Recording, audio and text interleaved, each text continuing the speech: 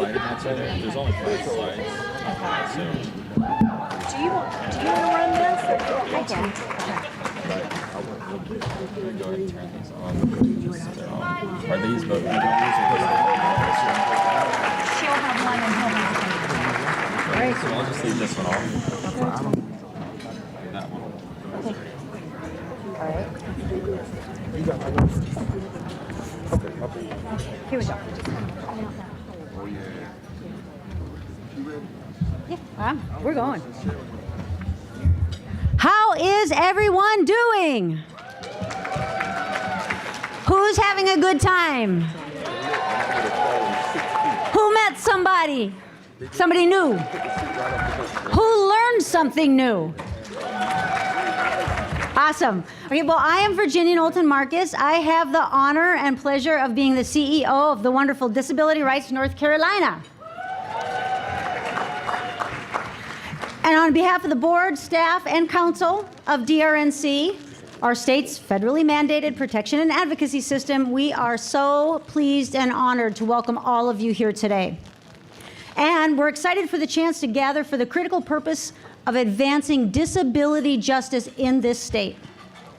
This annual conference is unique in bringing together over 300 people from throughout North Carolina with diverse disability identities, along with stakeholders from public, private, and nonprofit organizations to share, learn, motivate, and create opportunities for meaningful and lasting change. Each of you in the room has a valuable role in this event and in DRNC's mission. We deeply appreciate and value your partnership in this important work. It is so heartening to see so many familiar and so many new faces. You all contribute to the richness and diversity of perspectives that drive our collective efforts forward. We form a powerful network committed to advancing the rights of disabled people in North Carolina. Forward together is the best and maybe only way. So I want to begin by recognizing the most marvelous DRNC staff. Can you wave, stand? So sighted folks at least can have a look at you. I encourage you all to take every opportunity to get to know these incredible people who, besides showing up every day to make the impossible possible, are among the most thoughtful, caring, smart, and truly delightful people to be around. Praise for DRNC staff. Woo!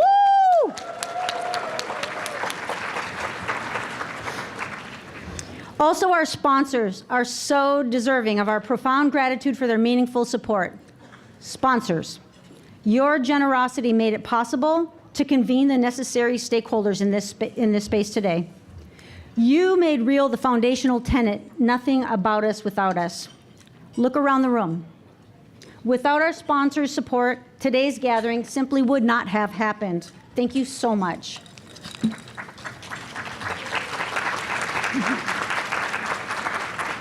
The Law Office of Henson First and Rachel First, thank you. Rachel is a former DRNC board member who has been a cornerstone of DRNC and will forever be a part of our family. Rachel and Henson First have been leadership sponsors of DRNC's conference since 2015. Your continued support and trust in our work propel us forward. Alliance Behavioral Health is in the house. You not only sponsored our event at the executive level, you also brought more than 40 attendees today, including direct care and leadership staff and members of the Consumer and Family Advisory Committee. CFAC members, where are you? Awesome. Mills Construction Company.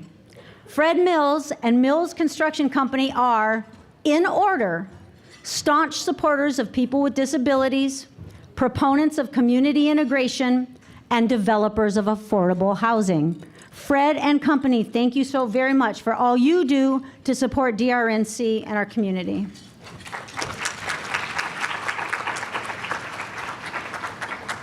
All 24 of our sponsors, along with 35 organizations tabling in the exhibitor hall, which you should check out if you haven't already, have made this event a reality by providing need-based scholarships to over 30 attendees with disabilities and their family members. Thanks to your incredible generosity, we've been able to underwrite requests for attendance fees so that everybody who wanted to join us today but otherwise couldn't afford to do so is here.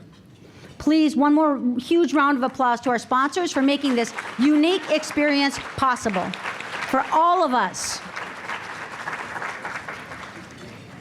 Okay, so here we are at the 2024 conference, and our theme this year is It's On, Olmstead Now in North Carolina.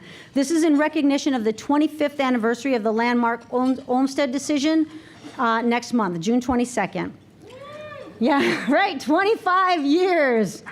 The Olmstead case arose from the aspirations and foresight of Lois Curtis and Elaine Wilson and their advocates. Lois and Elaine had mental health and developmental disabilities and had been cycling in and out of institutions since childhood, away from their homes, separated from their families and communities. Both wound up confined in the state-run Georgia Regional Hospital despite desperately wanting and having been deemed ready by healthcare professionals to transition to community-based supports. The incredibly hard-won Americans with Disabilities Act had passed into law in 1990. Lois and Elaine's demand for their right to community integration was upheld in U.S. District Court for the Northern District of Georgia in March of 1997. The defendants were the state of Georgia and its Commissioner of Human Resources, Tommy Olmstead. They appealed to the 11th Circuit Court of Appeals and lost again. The appellate court sided with Lois and Elaine, and so then they appealed to the U.S. Supreme Court. On June 22nd, 1999, the Supreme Court handed down perhaps the most consequential disability rights decision in history, upholding the lower court's rulings in favor of Lois and Elaine. Writing for the court's majority, the late, great Justice Ruth Bader Ginsburg ruled that unjustified segregation of people with disabilities constitutes discrimination in violations of the Americans with Disabilities Act. The court's decision affirmed what Lois and Elaine knew from the start, that people with disabilities, including people with significant disabilities, have the right to receive publicly funded services to live in their communities in the most integrated settings possible. And 25 years later, here we are, still engaged in this fight for freedom. Disabled people have the right to choose their community and to access the supports they need in their homes rather than a facility. We have the fundamental civil right to live and work in the community just like people without disabilities. But like any basic human right, the principles of Olmstead are not self-actualizing. We must keep pressing forward with conviction, determination, and mutual support. No one understands and speaks to this fact more eloquently than our esteemed guest, Bishop William Barber II. To note just, yes, bring it, woo! Bring it. To note just a few of his many accomplishments, Bishop Barber is Professor of Public Theology and Public Policy, founding director of the Center for Public Theology and Public Policy at Yale Divinity School, president and senior lecturer of Repairers of the Breach, co-chair of the Poor People's Campaign, a national call for moral revival, bishop with the Fellowship of Affirming Ministries, pastor of Greenleaf Christian Church in Goldsboro, former NAACP North Carolina president, national NAACP board member, and MacArthur Foundation Genius Award recipient. He is also the author of 4 books, and as you're about to find out, if you don't already know, is a highly acclaimed speaker. Now let's have the warmest possible welcome for Bishop Barber. Thank you so much for being here today.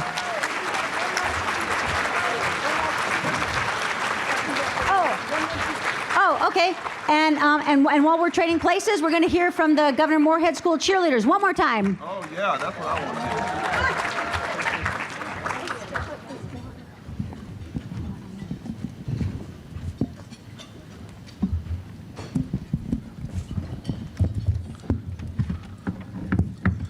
Let's look at the cheerleaders.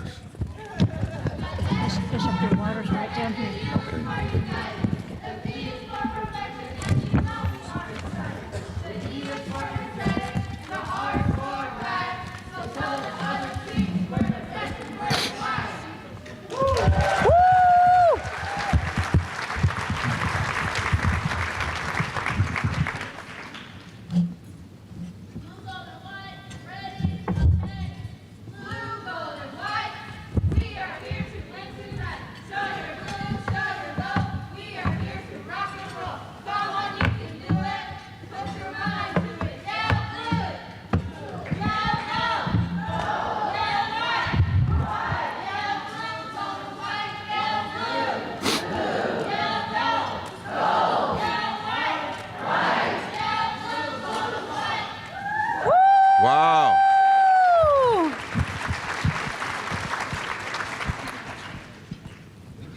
Nice job.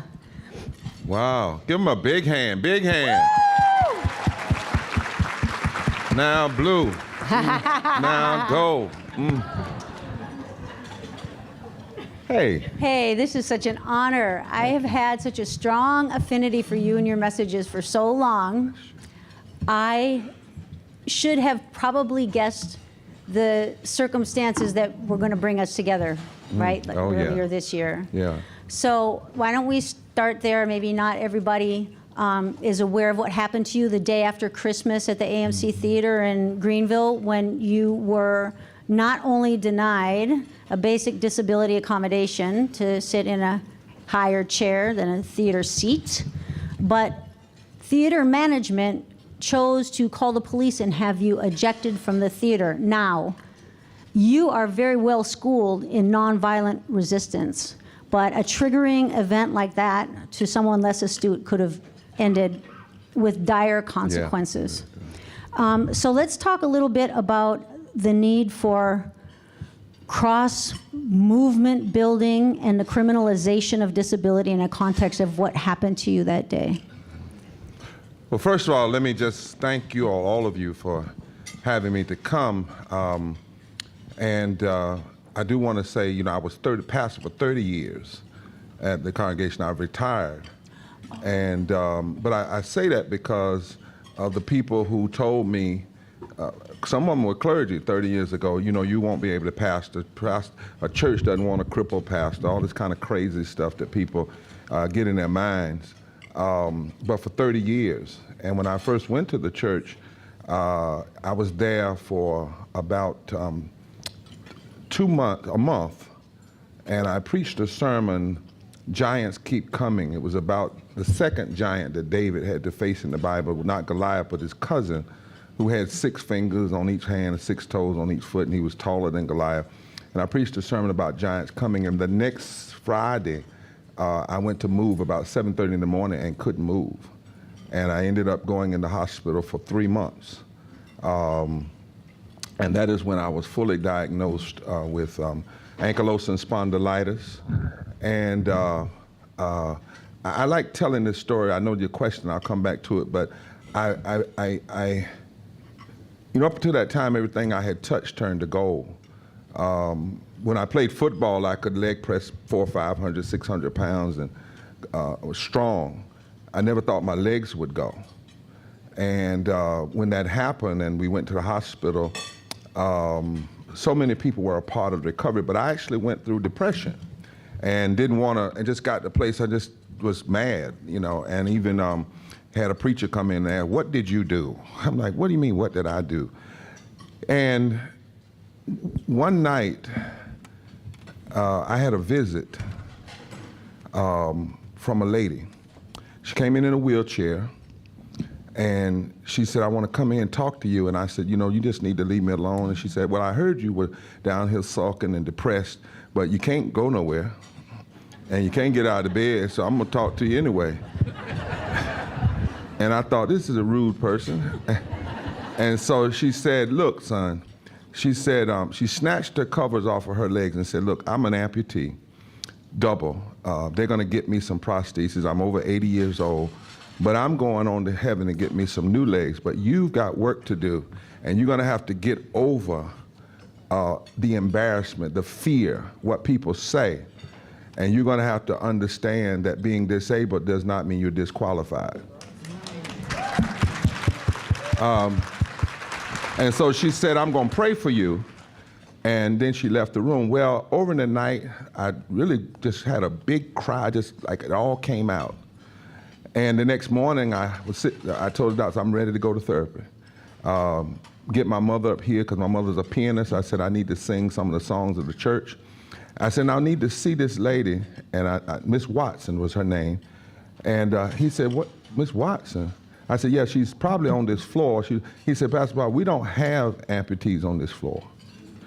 And so I said, the lady was a double amputee. She came in my room, and so he left, and I heard him outside the door saying, we're concerned about him because, you know, maybe the pain meds, because I was on these high levels of pain medicine. And so he came back and said, we checked the whole hospital, and there's no Miss Watson.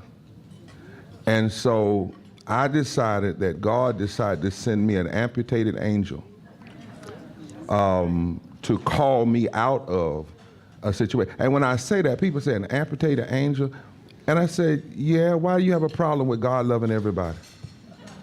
Because if Jesus could get up with the scar still in his hands, why couldn't an angel be amputated and still have the power to speak to somebody in depression and call them back? So my story is that it was an amputated angel that came by the hospital room in Durham Regional Hospital.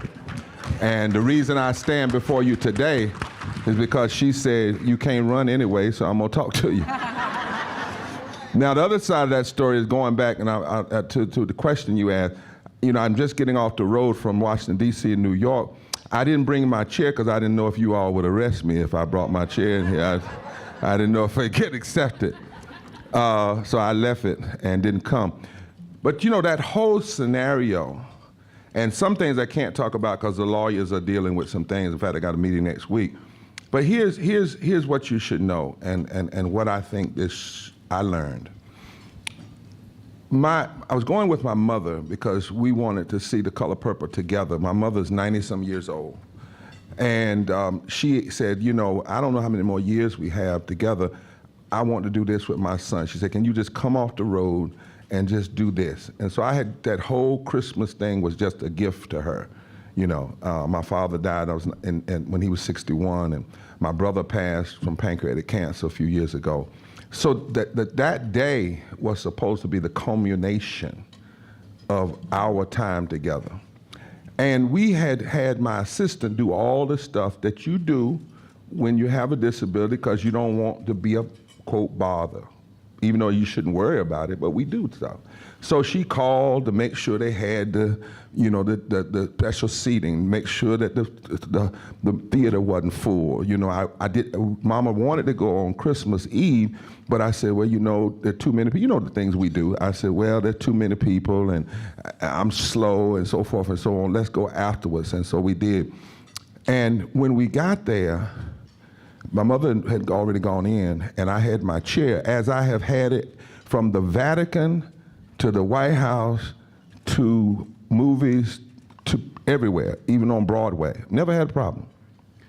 And this young lady says to me, basically, you can't bring that in here. And I said, oh, I understand. You think, I said, this is ADA, this is, and she says, no, it's not.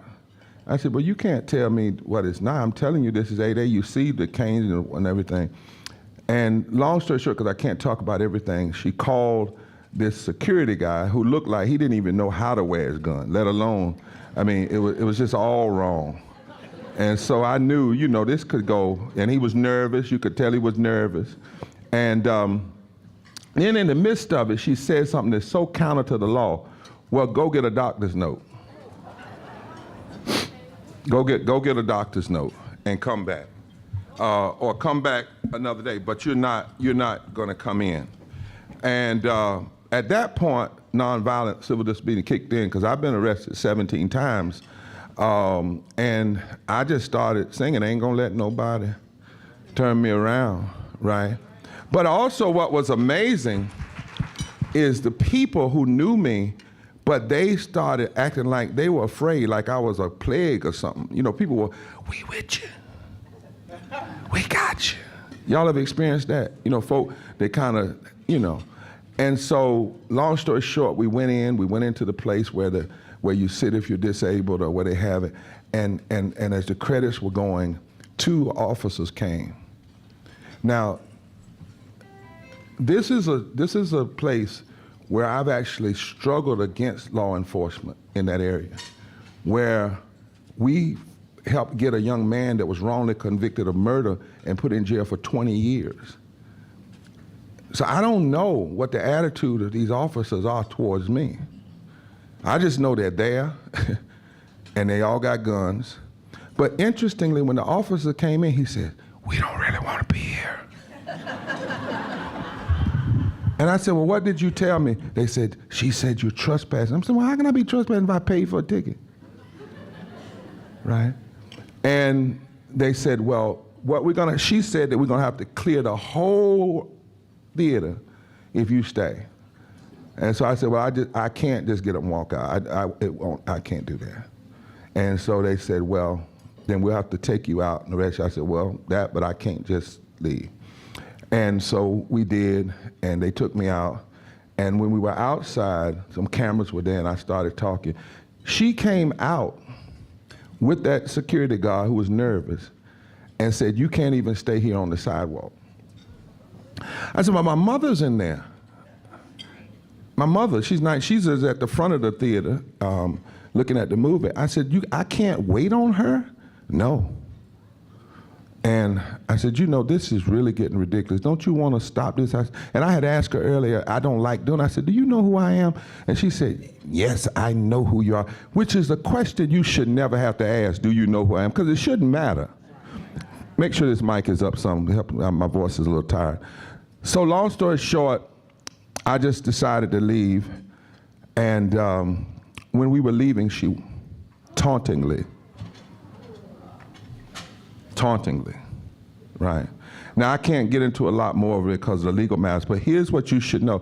Everywhere I've told that story, because we're from the South, people say, when folks first started calling, Reverend Barber, it's a shame, these racists, and I let them talk, and then I say, but she wasn't white. This was somebody black. Both of them were black. One was mixed black, Latino, and they said, what? And I said, but why does that lessen your concern about it? Like, you ready to get in the fight if you thought this was a white person saying to a black person with a disability, but why aren't you just as filled with fervor if it's just a human being? Come on now. Regardless of their color, turn this up some, regardless of their color. And so that's what we were dealing with, and clearly they had no idea of what the law actually is, and that's why we're fighting. Now I'm fighting to change some things, because the theater that we were part of has 10,000 seats around the world, and theaters all over the world. And this is what I know. If it happened to me, who else has it happened to? I know that. If it happened to me, then who else has it happened to? Yeah. Well, I hope that wasn't too long. No, they picked on the wrong guy. Yeah, you're trespassing. You're a fire hazard. It gets so old. So blocking sight line. Yeah. All the ableist tropes that we've heard for years. So I was so thrilled to see you outside the Supreme Court recently. And this is another case, Grants Pass, Oregon versus Johnson, if people are familiar with that. This is another case that shows the nexus of, criminalization of disability, criminalization of poverty. We know it affects people of color more than white people. So do you want to tell people a little bit more about the case? You want me to gin it up, but I want to talk about that again as an illustration of how disability is criminalized, how poverty is criminalized, but also just the need for that cross movement building that you were talking about when you're talking about the moral fusion. Moral fusion. Yeah. Well, first of all, the fact that the Supreme Court would basically take up a case that wants to fine people and put them in jail for breathing. I mean, if you really boil it down, that's what they're saying. If you're in a public park that's open all night, but you happen to be homeless and you decide to stay there and sit in your car or sit on a bench, that you can be cited, fined, and put in jail in public space. So basically, you get charged for breathing, right? And it's not 500,000 or 600,000. It's millions of people in this country who are homeless or on the verge of homelessness, of all races, colors, and creeds. What we're talking about is policy violence. Policy violence. Policy that attempts to strip people of their basic humanity. Because housing ought to be a human right, just like health care, just like education ought to be human right. Human right. I mean, the president lives in public housing. And rather than filling up the jails so you can build more jails or put people in jail so they can fund the private jail industry, it would be less money to actually build more shelters, build more public housing. Now, I want to correct one just slight thing, because this is important. Oftentimes, when you talk about poverty or various forms of violence, the language is that black people are more impacted. I want to help my white brothers and sisters, because that actually marginalizes the issue, and people use that to suggest that it's just a black issue. The truth is that 58 to 60% of black people are poor and or low wage as a percentage of their race. That's the disproportionate. But there are 40 million more poor white folk. 40 million more. See, there are 26 million poor and low wage black people in America. There are 66 million poor and low wage white people. The reason why oftentimes that's not brought up, because those that don't want to address the issue want to marginalize it and suggest this is just affecting a small group of people and not that it is an American problem. So you have to disaggregate the whole number. It's wrong that 58% of black people are poor and low wealth, and that's wrong in policy violence and should be, but it is also wrong that today as we sit in here, there are 135 million poor and low wage people. That means people who are within $500 of economic ruin. Right now, 51% of all of our children, 43% of all adults, right now, in this country, the wealthiest country in the world, 130, and that 295,000 people die every year from poverty, 800 people a day.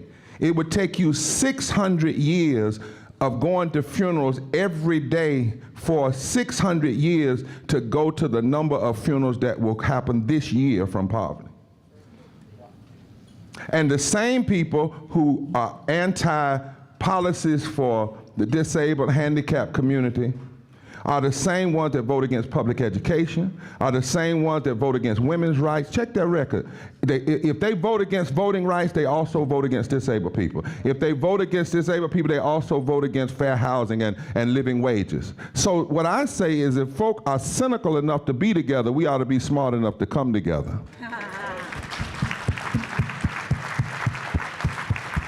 And so we were at the Supreme Court because it's all connected.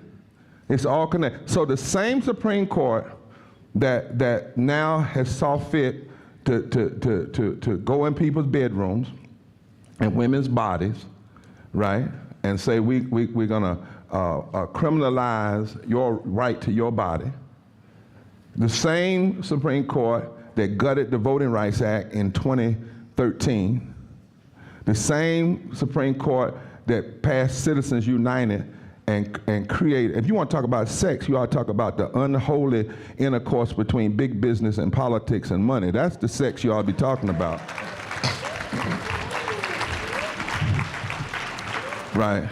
And now this same Supreme Court is going to consider whether or not it's illegal to breathe, basically.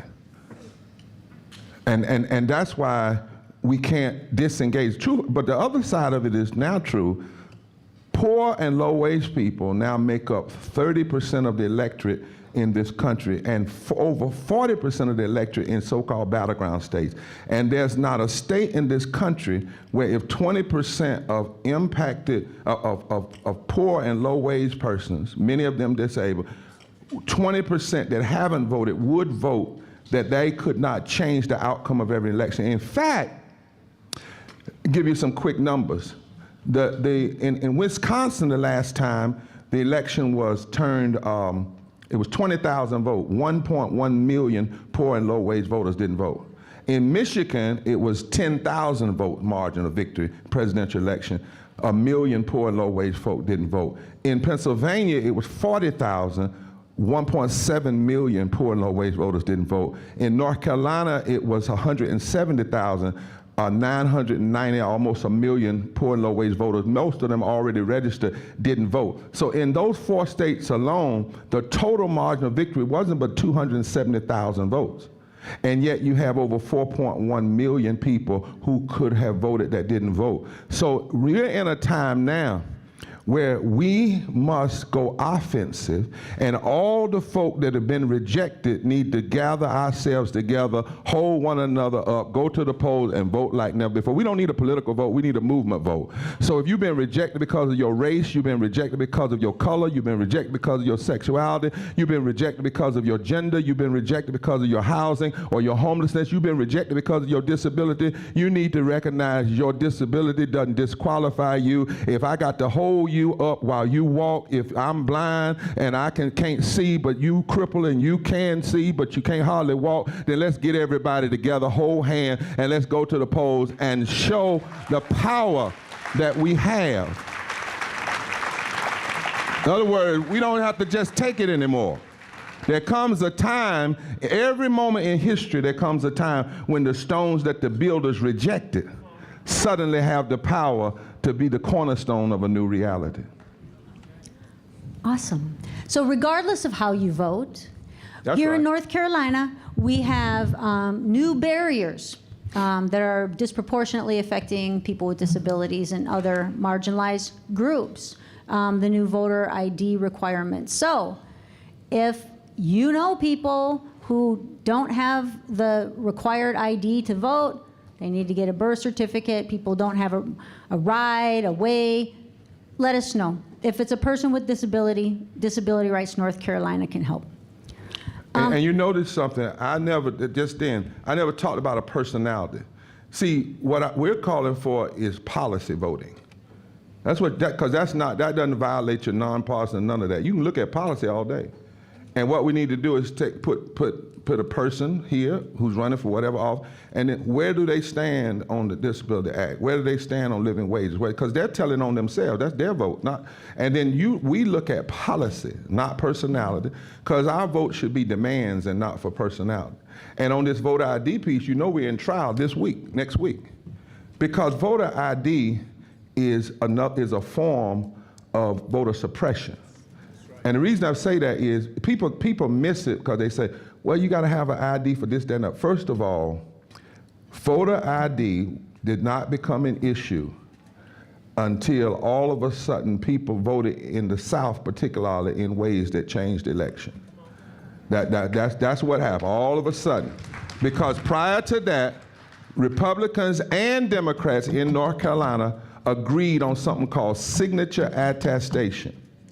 You sign your name, because people just think that there's no record. No, you sign your name, and if you sign your name and lie, you get a 5-year felony.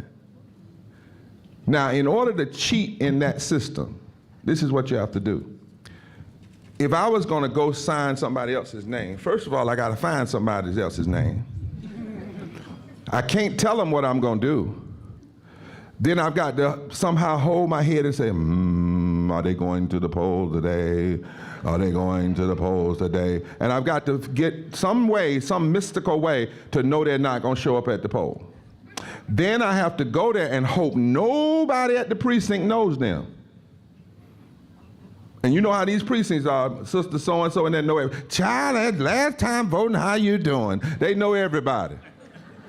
So I got to go there and make sure nobody knows what I look like, nobody knows that person's name, and then I have to make sure I do that signature right?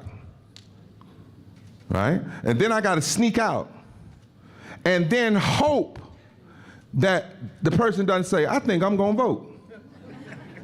And then I've got to get about 10,000 other people to do the same thing. Now, I know I'm a preacher, but y'all know that don't make no damn sense that somebody's gonna cheat like that. It don't make no sense to even suggest folk gonna cheat. And there's no record of cheating. There's no data. They've done studies to try to prove that, and it's all a lie. It's like, so this next week, we actually are back in court, in federal court, to challenge the photo ID, and the ugliness of it is, like in some states, they want to make the gun license okay, but your college ID isn't. Yeah. And you don't do voter ID with absentee ballot. I mean, the whole thing is just born out of this fear of people who really don't want everybody to vote, particularly those of you who will look at policy and will vote in a more progressive way. You know, that's what's really going on. So we're back in court next week. Actually, I got to get on the stand next Friday, I believe, in federal court. Thank you for your advocacy. Yeah. We will be watching and cheering for you. Can we get the slide up? I don't know if we can. Uh-oh. It's really going to get hard now. Quiz time, the slide. Yeah, yeah. Okay, so I'm gonna do a visual description here of these two images for not everybody is a seeing person. So we've got two images side by side.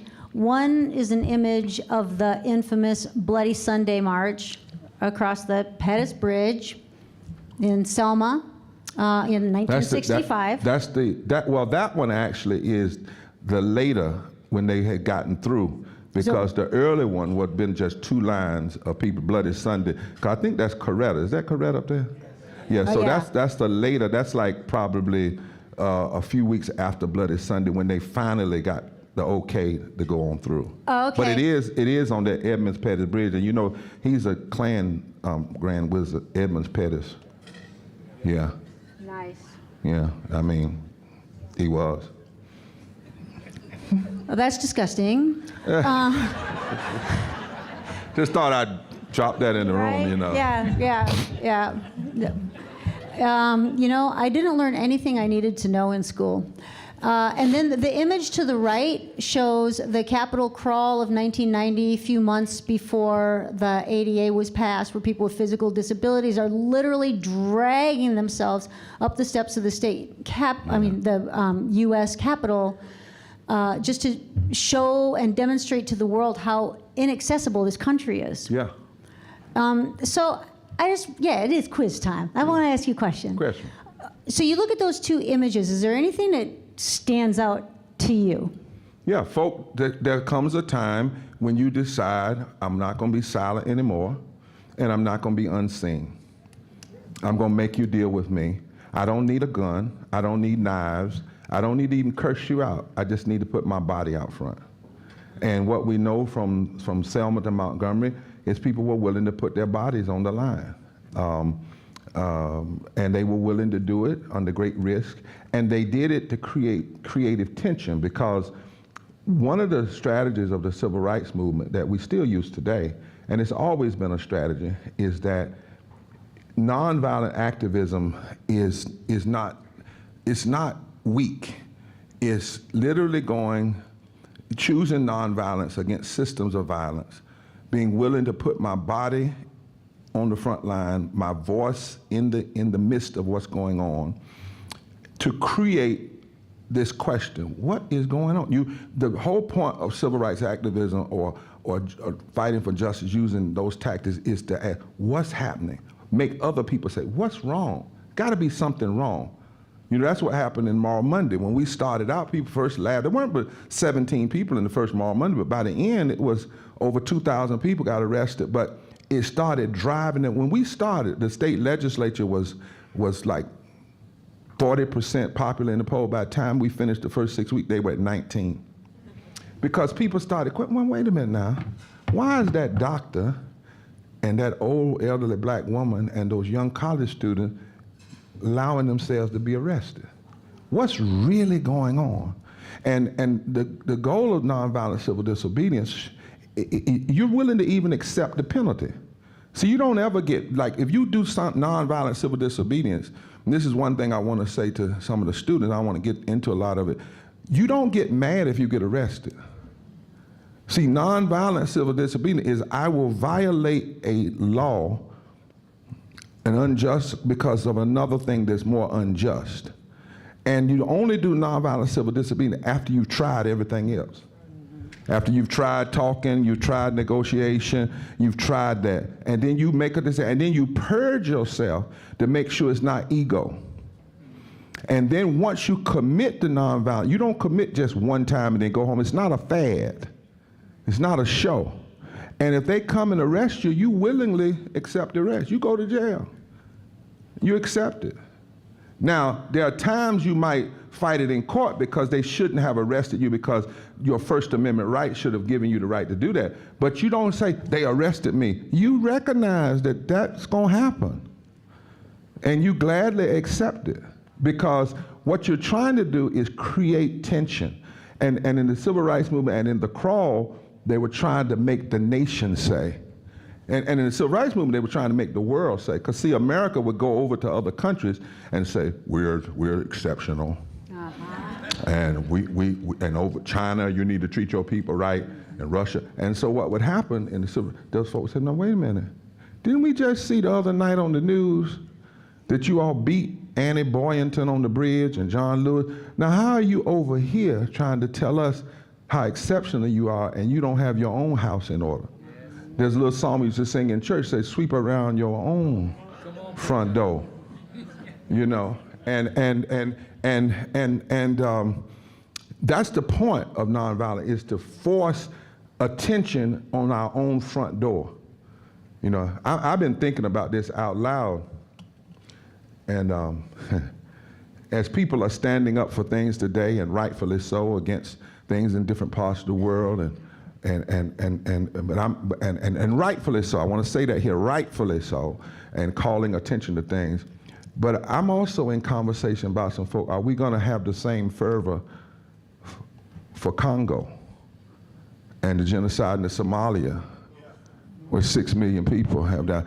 And are we ready to have the conversation in America about, are we going to return some land to Native people, indigenous people, like the Tuscaroraans, or down in Robeson County, what's it called, the Lumbee, you know, because that's a serious conversation. And America can't act like we don't have a history of genocidal and theft ourselves. You got to own that stuff. You can't just always talk about what somebody else is doing. You got to own right here. And so I'm praying about that, what kind of conversation. But what that says to me is there comes a time that you say, I will not go quietly into the dark. And the truth of the matter is, that's how we got the ADA law. People with disabilities went into facilities and refused to move, refused to leave. They didn't go in there violently hurting anybody, but they refused. And they forced the conversation. They forced the litigation. I was reading something on the ADA law. Let me see.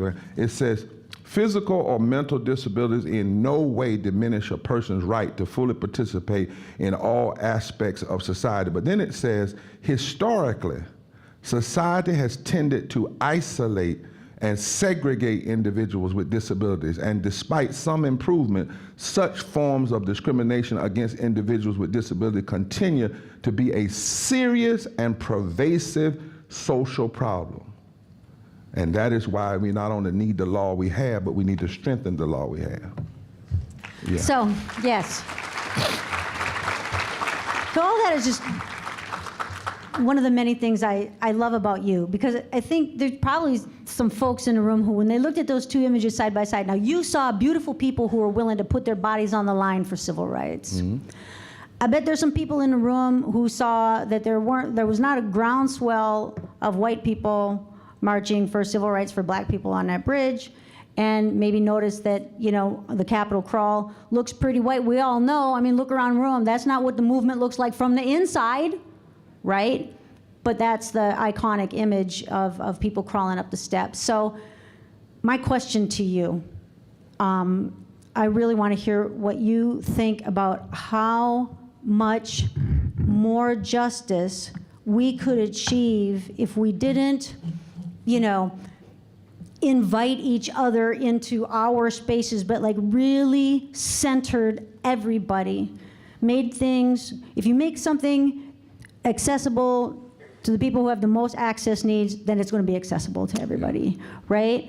What could we achieve if we gave everybody that sense of belonging and built a real cross-movement movement? Well, you know, our Constitution declares that we is the watchword of this democracy. And I often say the issue is not what I can do, but what we can do when we march together, stand together, pray together, and fight together. Now, we have to be careful of the history we're given, because oftentimes it leaves out a lot of things. So for instance, most history classes don't teach that there was 40 years of activism in Selma before King ever got there. It doesn't teach that the Student Nonviolent Coordinating Committee that was born right here at Shaw was multiracial at that time. It doesn't teach that there's a Jewish synagogue on Main Street in Selma that was a major organizer as a part of the efforts in Selma. It doesn't teach that the first person, the two of the three people murdered in Selma were white. James Reeb, a Unitarian preacher, and Viola Wusa, who was killed 25 minutes after Dr. King finished his speech in Montgomery, transporting black people back to Montgomery.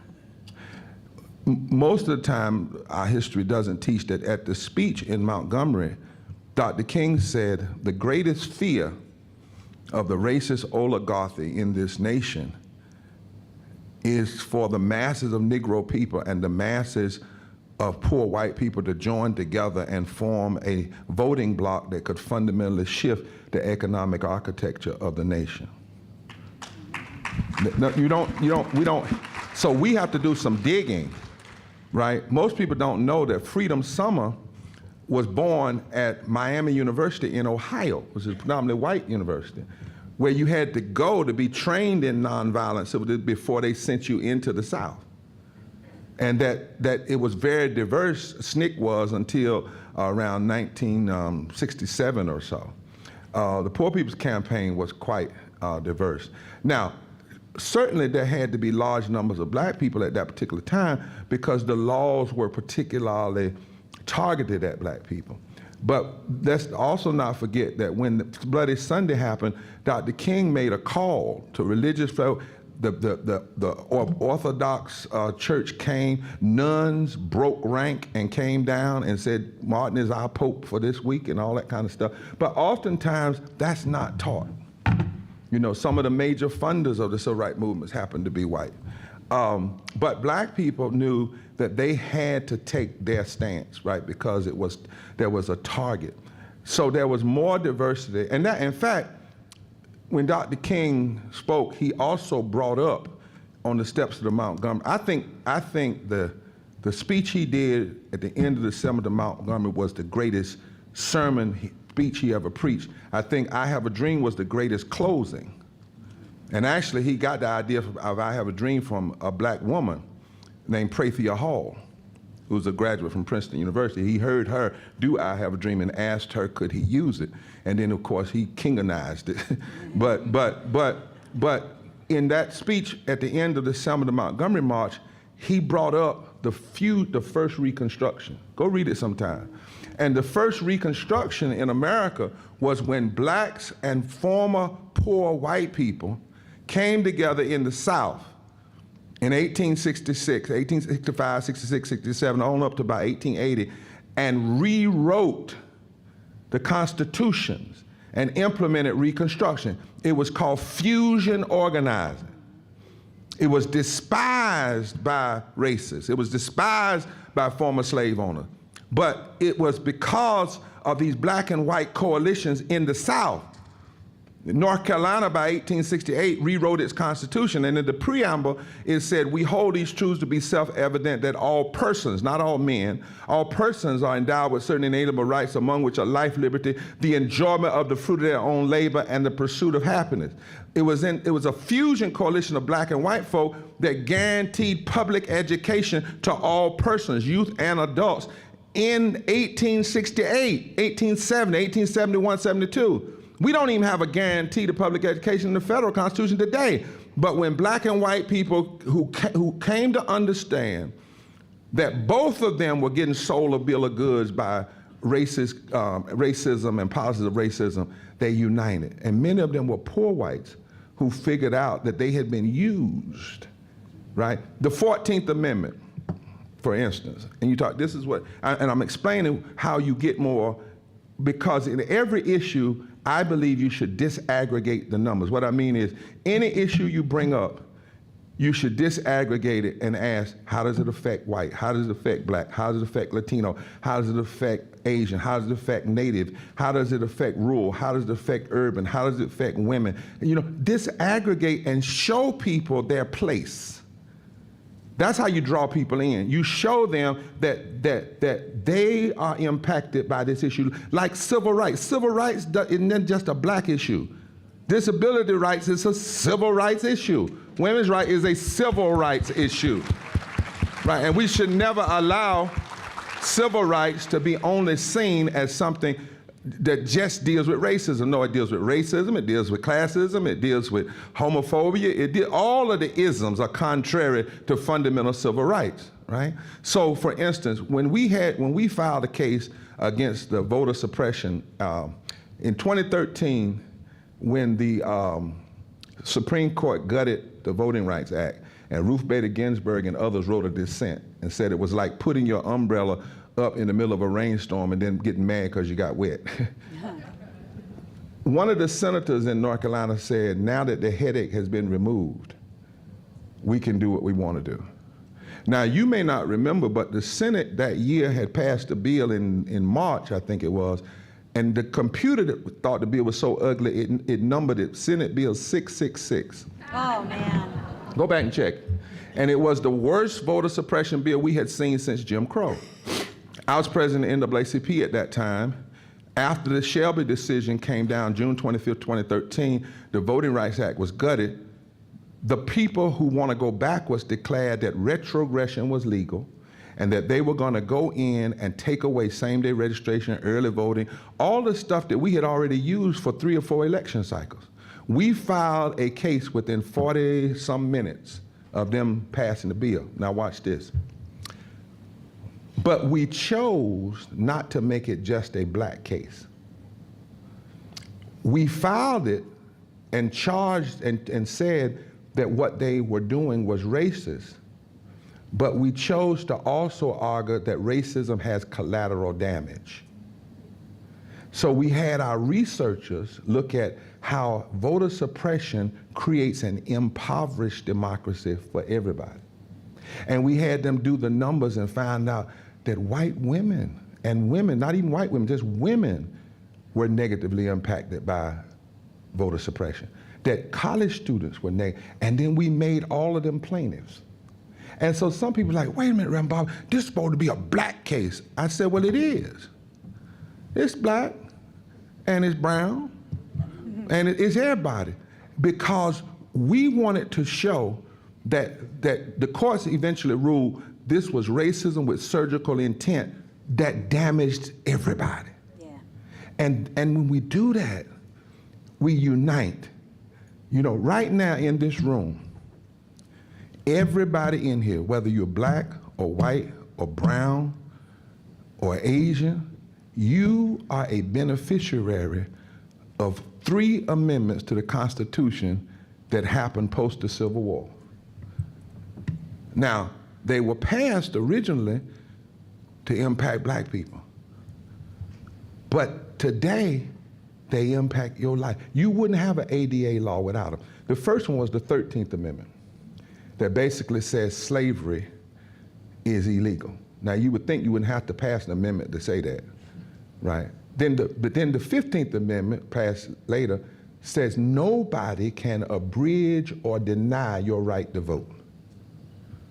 No, that's why you can argue for access to voting when you're disabled, because of the 15th Amendment. Now, originally that amendment was targeted for black people, but it now impacts. But the greatest amendment, the amendment that saved the Constitution, that everybody in here benefits from, even people who are still holding on to racism today, they benefit, is the 14th Amendment. Because the 14th Amendment declares equal protection under law for every person. It doesn't even say every citizen. It says if you find yourself within the borders